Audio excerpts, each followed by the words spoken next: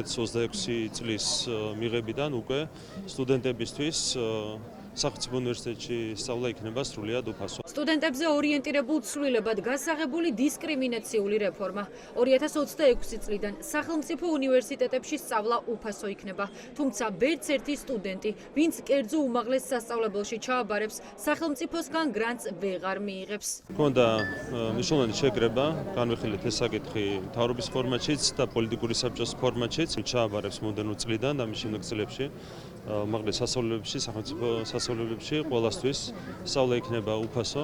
რა თქმა უნდა, ეს არის ძალიან მნიშვნელოვანი ცვლილება და ეტაპობრივად, რა თქმა უნდა, ეს ცვლილება დაინერგება. გადაწყვეტილებას უკვე მოჰყვა მწვავე კრიტიკა სამეცნიერო სფეროს წარმომადგენლების მხრიდან. ადამიანები, რომლებმაც სწორი ღირებულებებით თაობები გაზარდეს და მთელი ცხოვრება ჯანსაღი განათლების სისტემის მშენებლობას შესწირეს, ივანიშვილის გუნდის გადაწყვეტილებას კატეგორიულად ემიჯნებიან. აი ეს შემოთავაზებული სისტემა ჩვენთვის არ არის თლად მისაღები, იმიტომ რომ ის ერთგვარად დილეტანტურია და მის შექმნაში მონაწილეობს ბევრი ისეთი ხალხი, რომელსაც პროფესიული ცოდნა აი ამ რთული საკითხების არ აქვთ. პროგრამა არის არასამეცნიერო, არამედ არაინტელექტუალური. განათლება არის ძალიან სათუთი და რთული პრობლემა. მასთან არ შეიძლება ჩხირკედელაობა. კერძო უმაღლეს სასწავლებლებში, სადაც სახელმწიფოზე ბევრად უკეთესი ინფრასტრუქტურა და ლაბორატორიები აქვთ, სწავლა ძვირი ღირს. სახელმწიფო გრანტით კი სტუდენტებისთვის აქ განათლების მიღება ხელმისაწვდომი ხდებოდა. ახლა ეს შანსიც დაკარგეს. კითხვაზე, რა რისკებს უკავშირდება ახალი რეფორმა და რა გამოწვევების წინაშე დააყენებს სტუდენტებს, პროფესორები და ლექტორები რამდენიმე ასპექტზე ამახვილებენ ყურადღებას. ეს უფასო თითქოს და მომხიბლელი არის მშობლებისათვის, სტუდენტებისათვის, მაგრამ არ უნდა დაგვავიწყდეს, რომ სტუდენტების რაოდენობა ფაქტობრივად 40-დან 60,000-მდე მცირდება მათივე განაცხადით.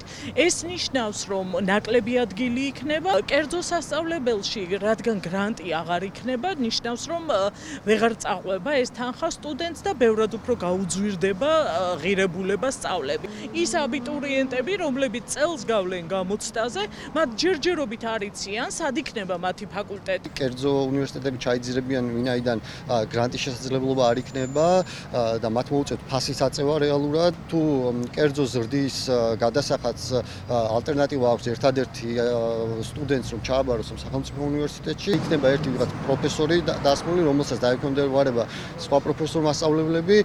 ეს იქნება დიდი ალბათობით სახელმწიფოსთან დაახლოებული, მთავრობასთან დაახლოებული პირი. რა შედეგი დადგება? შესაძლოა კობახიძის განათლების რეფორმამ აბიტურიენტების ნაწილისთვის უმაღლესი განათლება მიუწვდომელი გახადოს. თავად სტუდენტები ფიქრობენ, რომ რეფორმის მიზანია უნივერსიტეტების მარწუხებში მოქცევა. ამით ღიად ამბობს ქართული ოცნება, რომ მას არ აინტერესებს სტუდენტის კვალიფიკაცია, მისი სწავლის ხარისხი, მისთვის მთავარია, რომ რაღაცა კვოტა შეივსოს სტუდენტების რაოდენობის და რაღაც ფორმალური სახე დაიტოვოს მხოლოდ უნივერსიტეტმა და საგანმანათლებლო სივრცეებმა. ოცნება რაღაცნაირად თვლის, რომ მან უნდა განსაზღვროს სტუდენტების რა რაოდენობა არის საჭირო ყოველწლიურად ამ ქვეყნისთვის. ეს რაღაც წარმოუდგენელია, იმიტომ რომ არ შეიძლება ესეთ საკითხებში ჩაერიოს ხელისუფლება. ზიანს აყენებენ კერძო უნივერსიტეტებს, რომელშიც სწავლა ფასიდან გამომდინარე ისედაც რთულია სტუდენტებისთვის, ხოლო გრანტი იყო ამ მაღალი ფასების შემცირების ერთ-ერთი საშუალება. და მას უკვე მოყვება პრობლემები თვითონ კერძო უნივერსიტეტებში, როგორიცაა ლექტორების და პროფესორების შტატების შემცირება და ასე შემდეგ. ამას ემატება ისიც, რომ ამ უნივერსიტეტებს შეუზღუდეს საერთაშორისო სტუდენტების მიღება და საბოლოოდ ეს ყველაფერი ემსახურება ამ უნივერსიტეტების დაქვემდებარებას. ცვლილება, რომელსაც კობახიძის ხმა და ივანიშვილის სახე აქვს. ქართული ოცნება თავს პირველ პარტიას უწოდებს, რომელმაც განათლება უფასო გახადა. რეალურად კი ეს არის ძალა, რომელიც ახალგაზრდებს უნივერსიტეტის კარს უკეტავს.